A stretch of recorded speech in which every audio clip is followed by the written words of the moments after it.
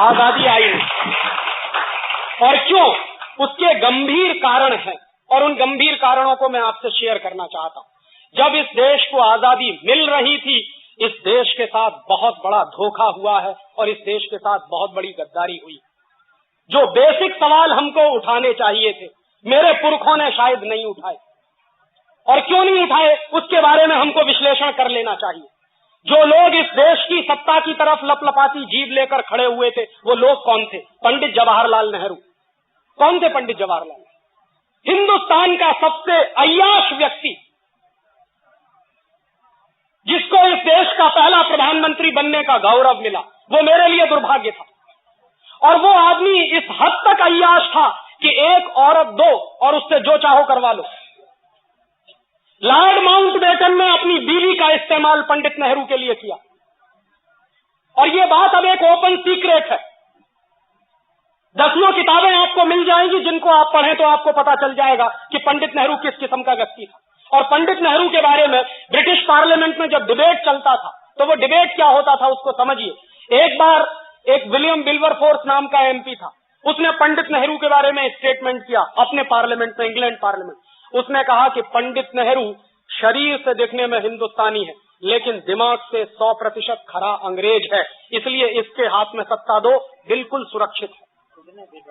और उसने वो भी माना।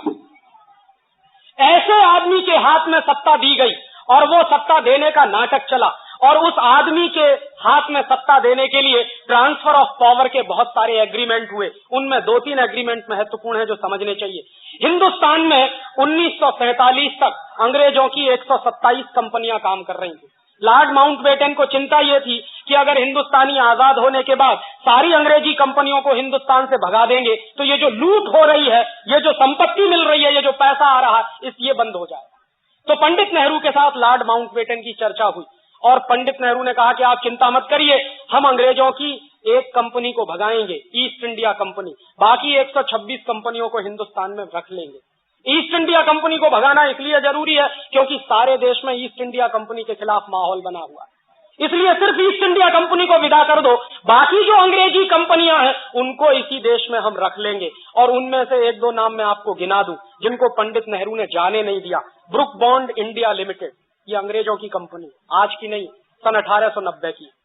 लिप्टन इंडिया लिमिटेड, ये अंग्रेजों की कंपनी, आज की नहीं है, सन 1892 की, आज से 100 साल 150 साल पहले की कंपनी। और ऐसी 126 कंपनियों को पंडित नेहरू ने बाकायदा ट्रांसफर ऑफ पावर के एग्रीमेंट करके अंग्रेजों की कंपनियों को रखा। तो आजादी का मतलब क्या था? ईस्ट इंडिया कंपनी को भगा देंगे और बाकी अंग्रेजी कंपनियां जो इस देश को लूट रही हैं उसको नहीं भगाएंगे। और इतना ही नहीं, उसके बाद दूसरी बात जो हुई वो उससे भी ज्यादा खतरनाक मैं मानता हूं। 1946 में इंग्लैंड की पार्लियामेंट में इंडियाज इंडिपेंडेंस एक्ट पारित हुआ, आजादी का कानून, भारत की आजादी का कानून। और मेरे जैसे नौजवान से अगर पूछा जाए तो हिंदुस्तान को ब्रिटेन के पार्लियामेंट से कानून पारित करने के बाद आजादी दी गई है, हमने आजादी ली नहीं। क्योंकि ये तो मैं बहुत बेचारगी की स्थिति मानता हूं कि कोई हमको कानून पारित करके आजाद करे। और पार्लियामेंट के नियम होते हैं, अगर मान लीजिए आज पार्लियामेंट ने एक कानून पारित किया और उस कानून के पारित होने के बाद हमको आजाद किया, कल को अगर वो पार्लियामेंट उस कानून को वापस ले ले तो हमारी आजादी का होगा क्या? इसलिए यह सबसे गंभीर सवाल था कि 1946 में इंग्लैंड का पार्लियामेंट अगर इंडिया इंडिपेंडेंस एक्ट पारित करता है और उस एक्ट को पारित करने के आधार पर इस देश में कुछ लोगों का चुनाव होता है जिनकी संविधान सभा बनाई जाती है और उस संविधान सभा के आधार पर कॉन्स्टिट्यूशन का निर्माण होता है। और कॉन्स्टिट्यूशन भी क्या बना है? 1935 में अंग्रेजों ने गवर्नमेंट ऑफ इंडिया रूल पारित किया इस देश पर शासन करने के, और 1935 का जो गवर्नमेंट ऑफ इंडिया रूल था वो हिंदुस्तान को उन्होंने अगले 1000 साल तक गुलाम बनाए रखने के लिए पारित किया। उस गवर्नमेंट ऑफ इंडिया रूल को आजादी के बाद हिंदुस्तान के संविधान का आधार बनाया गया। ये बहुत ही दुर्भाग्यपूर्ण था।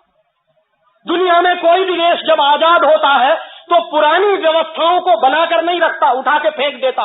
फ्रांस भी अंग्रेजों का गुलाम रहा और फ्रांस ने 1790 में जब वहां क्रांति हुई और फ्रांस की आजादी आई तो फ्रांस ने अंग्रेजों का बनाया हुआ संविधान, फ्रांसीसी लोगों ने अंग्रेजों के बनाए हुए कानून सब उठा के फेंक दिए, तब फ्रांस आजाद हुआ। अमेरिका भी गुलाम रहा है यूरोप के लोगों का।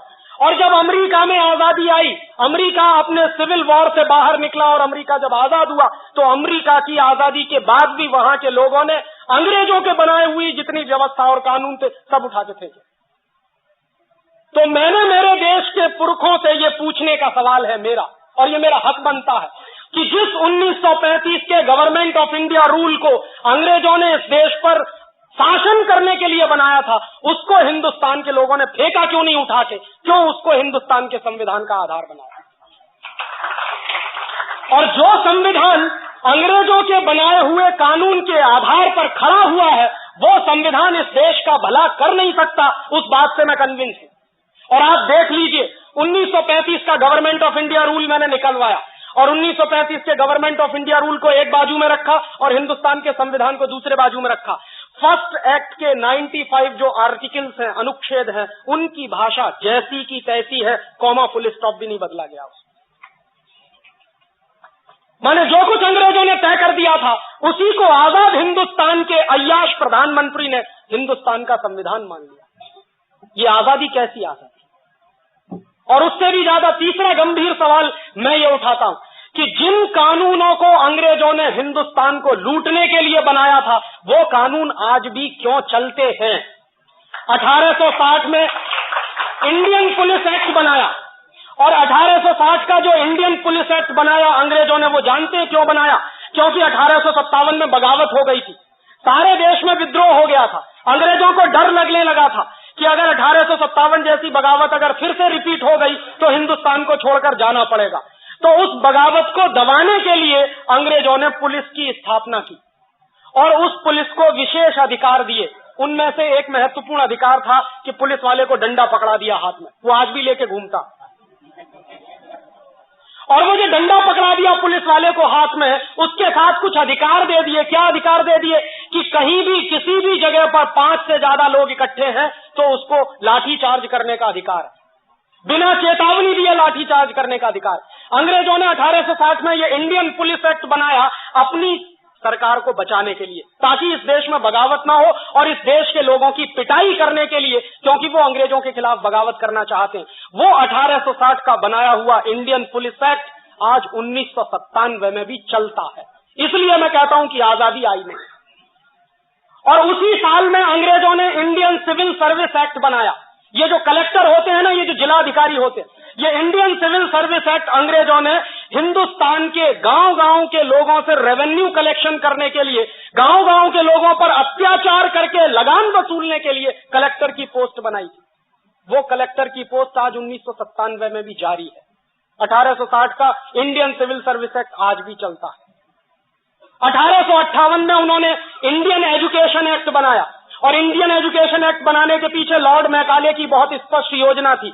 लॉर्ड मैकाले ये कहा करता था कि इस देश को अगर हमेशा हमेशा के लिए गुलाम बनाकर रखना चाहते हो तो हिंदुस्तान की स्वदेशी शिक्षा पद्धति को खत्म करो, उसकी जगह पर अंग्रेजी वाली शिक्षा पद्धति लाओ। तो इस देश में शरीर से हिंदुस्तानी लेकिन दिमाग से अंग्रेज पैदा होंगे, और जो दिमाग से अंग्रेज पैदा होंगे वो इस देश की यूनिवर्सिटीज से निकलेंगे और वही लोग शासन करेंगे तो हमारे हित में करेंगे। ये 1858 में 1858 में अंग्रेजी सरकार ने लागू किया ये एक्ट, और उसी एक्ट के लागू होने के बाद कलकत्ता यूनिवर्सिटी बना, बॉम्बे यूनिवर्सिटी बना, मद्रास यूनिवर्सिटी बना। वो कानून 1858 में जो बनाया था वो आज भी चलता है, और ये तीनों यूनिवर्सिटीज गुलामी के प्रतीक इस देश में खड़े हुए। 1894 में अंग्रेजी सरकार ने लैंड एक्विजिशन एक्ट बनाया, जमीन को हड़पने का कानून। और जमीन को हड़पने के काम में हिंदुस्तान में डलहौजी नाम का एक कुख्यात अंग्रेज ऑफिसर था, वो मशहूर था। जहां जाता था, जिस राज्य में जाता था, उसी राज्य की जमीन हड़प लेता था। झांसी की स्टेट उसी ने हड़पी थी जिसके खिलाफ झांसी की रानी लक्ष्मीबाई की लड़ाई हुई थी। और झांसी की रानी लक्ष्मीबाई ने अंग्रेजों के खिलाफ जो लड़ाई लड़ी अपने स्टेट को बचाने के लिए, उस झांसी की रानी लक्ष्मीबाई को मरवाने का काम जानते हैं किन लोगों ने किया? ये सिंधिया खानदान। और ये सिंधिया खानदान वही है जिसके सपूत माधवराव सिंधिया आज भी हीरे की अंगूठी लेके हिंदुस्तान के मंत्री बनकर बैठते। ये वही लोग हैं जिन्होंने झांसी की रानी की हत्या करवाई थी अंग्रेजों के साथ साजिश करके। वो लोग आज भी इस देश को रूल करते हैं। वो गंदा खून जिसने अंग्रेजों की मदद से इस देश को बर्बाद करने में कसर नहीं छोड़ी, महाराज भी इस देश में मंत्री बनकर बैठता। उनकी अम्मा एक पार्टी में है और वो दूसरी पार्टी में, और उनका बस चले तो बेटा बेटियों को तीसरी पार्टी में भर्ती कर दे, क्योंकि जिंदगी भर अय्याशी का जो नशा चढ़ गया है वो उतरता नहीं है। राजे महाराजे अब एक दूसरे किस्म के पैदा हो गए। पहले पुराने जमाने के राजे महाराजे और होते थे, अब ये नए राजे महाराजे पैदा हो गए। तो अंग्रेजों द्वारा बनाए गए वो सारे कानून जो इस देश में चलते हैं, अंग्रेजों का बनाया हुआ संविधान का आधार जो इस देश में चलता है, और